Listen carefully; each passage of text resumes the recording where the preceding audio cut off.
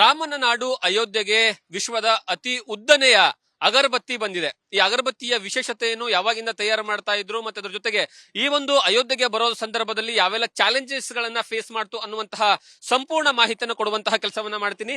ಈ ಒಂದು ಲಾರಿಯನ್ನ ನೋಡಿದ್ರೆ ಗೊತ್ತಾಗುತ್ತೆ ನಿಮ್ಗೆ ಎಷ್ಟು ಉದ್ದನೆಯ ಲಾರಿ ಇದೆ ಅಂತ. ಬರೋಬ್ಬರಿ 120 ಫೀಟ್ ಉದ್ದನೆಯ ಲಾರಿ ಇದು. ಯಾಕಂದ್ರೆ ಇದಕ್ಕಾಗಿ 108 ಅಡಿ ಇರುವಂತಹ ಒಂದು ಅಗರಬತ್ತಿನ ತೆಗೆದುಕೊಂಡು ಹೋಗ್ಬೇಕು ಅಂದ್ರೆ ಅಷ್ಟೇ ಉದ್ದನಾದಂತಹ ಲಾರಿ ಬೇಕಾಗುತ್ತೆ. ಮೊದಲು ಈ ಒಂದು ಲಾರಿಯನ್ನ ಇದಕ್ಕಾಗಿ ಪ್ರಥಮವಾಗಿ ವಿನ್ಯಾಸವನ್ನ ಮಾಡಿ ಇದರಲ್ಲಿ ಅಗರಬತ್ತಿಯನ್ನ ಇಟ್ಟು ತೆಗೆದುಕೊಂಡು ಬರುವಂತಹ ಕೆಲಸವನ್ನ ಮಾಡ್ತಾರೆ. ಮತ್ತೆ ಈ ಒಂದು ಅಗರಬತ್ತಿಯ ನಿರ್ಮಾಣದ ಸಂದರ್ಭದಲ್ಲೂ ಸಹಿತ ಬಹಳಷ್ಟು ಚಾಲೆಂಜಸ್ ಗಳನ್ನ ಫೇಸ್ ಮಾಡಬೇಕಾಗುತ್ತೆ. ಯಾಕಂದ್ರೆ ಇಷ್ಟು ಉದ್ದನೆಯ ಒಂದು ಅಗರಬತ್ತಿಯನ್ನ ನೀವು ರೆಡಿ ಮಾಡಬೇಕು ಅಂತಂದ್ರೆ ಅಲ್ಲಿ ಆರಂಭಿಕ ಹಂತಗಳಲ್ಲಿ ಯಾವುದೇ ಕಾರಣಕ್ಕೂ ಸಹಿತ ಸಣ್ಣ ಪುಟ್ಟ ತೊಂದರೆಗಳಾಗಬಾರದು ಅಂತಂದ್ರೆ ಈ ಅಗರಬತ್ತಿ ಯಾವುದೇ ಕಾರಣಕ್ಕೂ ಮಧ್ಯಭಾಗದಲ್ಲಿ ಕಟ್ ಆಗೋದಾಗಿರ್ಬೋದು, ಅಥವಾ ಏನಂತಂದ್ರೆ ಅದನ್ನ ಸರಿಯಾದ ರೀತಿಯಲ್ಲಿ ಒಣಗಿಸಲಿಲ್ಲ ಅಂತಂದ್ರೆ ಅದು ಮುಂದಿನ ದಿನಗಳಲ್ಲಿ ಅದನ್ನ ಮಿಡ್ಲಲ್ಲಿ ಕಟ್ ಆಗುವಂತಹ ಸಾಧ್ಯತೆ ಇರುತ್ತೆ. ಹಾಗಾಗಿ ಅದು ಯಾವುದೇ ಕಾರಣಕ್ಕೂ ಸಹಿತ ಆಗಬಾರ್ದು ಅನ್ನುವಂತಹ ಕಾರಣಕ್ಕಾಗಿ ಕಳೆದ 3 ತಿಂಗಳುಗಳಿಂದ ನಿರಂತರವಾಗಿ ಇದನ್ನ ರೆಡಿ ಮಾಡುವಂತಹ ಪ್ರೊಸೀಜರ್ ಅಲ್ಲಿ ಏನಂತಂದ್ರೆ ಕಾರ್ಮಿಕರು ಭಾಗಿಯಾಗ್ತಾರೆ. ಇದು ಗುಜರಾತ್ನ ವಡೋದರದಿಂದ ಬಂದಿರತಕ್ಕಂತಹ ಒಂದು ಅಗರಬತ್ತಿ ಆಗಿರುವಂತಹ ಕಾರಣಕ್ಕಾಗಿ ಅಲ್ಲಿಂದ ಇಲ್ಲಿಯವರೆಗೆ ಬರೋದಕ್ಕೆ ಬರೋಬ್ಬರಿ 15 ದಿವಸಗಳ ಕಾಲಾವಕಾಶವನ್ನು ತೆಗೆದುಕೊಳ್ಳುತ್ತೆ.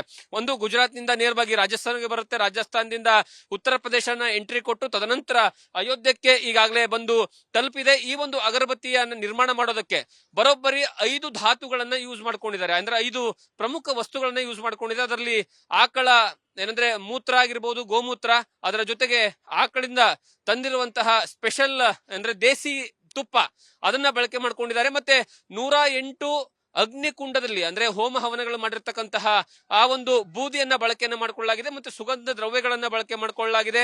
ಇದೆಲ್ಲ ರೀತಿಯ ವಸ್ತುಗಳನ್ನ ಬಳಕೆಯನ್ನ ಮಾಡಿಕೊಂಡು ತದನಂತರ ಈ ಒಂದು ನಿರ್ಮಾಣದ ಕಾರ್ಯ ಆರಂಭ ಆಗುತ್ತೆ. ಬರೋಬ್ಬರಿ ಇದಕ್ಕೆ 3 ತಿಂಗಳು ಕಾಲಾವಕಾಶವನ್ನು ತೆಗೆದುಕೊಳ್ತಾರೆ. ಅದರ ಜೊತೆಗೆ ಇದರ ವೇಟ್ ನೋಡ್ತಾ ಹೋದ್ರೆ 3403 ಕೆಜಿಗಳಷ್ಟು ಇದು ತೂಕವನ್ನ ಬಾಳುತ್ತೆ. ಮತ್ತೆ 22ನೇ ತಾರೀಕು ಸಂಜೆ ಅಥವಾ 22ನೇ ತಾರೀಕು ಬೆಳಿಗ್ಗೆ ಅದು ರಾಮ ಜನ್ಮಭೂಮಿಯ ಟ್ರಸ್ಟ್ ನವರು ನಿರ್ಧಾರ ಮಾಡ್ತಾರೆ ಯಾವಾಗ ಇದನ್ನ ಬೆಳಗಿಸಬೇಕು ಅಂತ.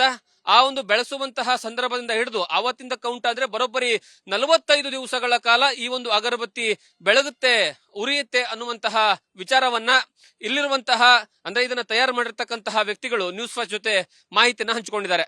ಈ ರೀತಿಯಾಗಿ ಕೇವಲ ಅಗರಬತ್ತಿ ಮಾತ್ರ ಅಲ್ಲ, ಇದರ ಜೊತೆಗೆ ಅಯೋಧ್ಯೆಗೆ ಬಹಳಷ್ಟು ವಸ್ತುಗಳು ಭಕ್ತಾದಿಗಳು ಕಳಿಸ್ತಾ ಇದ್ದಾರೆ. ಒಂದು ಡೋಲ್ನ ಕಳಿಸಿದ್ದಾರೆ, ಅದರ ಜೊತೆಗೆ ದೊಡ್ಡ ಗಂಟೆಗಳನ್ನ ಕಳಿಸಿದ್ದಾರೆ, ಅದರ ಜೊತೆಗೆ ಬೇರೆ ಬೇರೆ ವಸ್ತುಗಳನ್ನ ಸಹಿತ ಕಳಿಸ್ತಿದ್ದಾರೆ. ತಮ್ಮದೇ ಆದಂತಹ ರೀತಿಯಲ್ಲಿ ರಾಮನ ಜನ್ಮಭೂಮಿಗೆ ಸೇವೆಯನ್ನ ಮಾಡುವಂತಹ ಕೆಲಸವನ್ನ ಮಾಡ್ತಾ ಇದ್ದಾರೆ. ಕ್ಯಾಮ್ರಾ ಪರ್ಸನ್ ಮುರಳಿ ಜೊತೆಗೆ Jagadish Kashempur, news first, Ayodhya. News first ನಿರ್ಭೀತಿಯಿಂದ ನಿಮ್ಮ ಪರವಾಗಿ.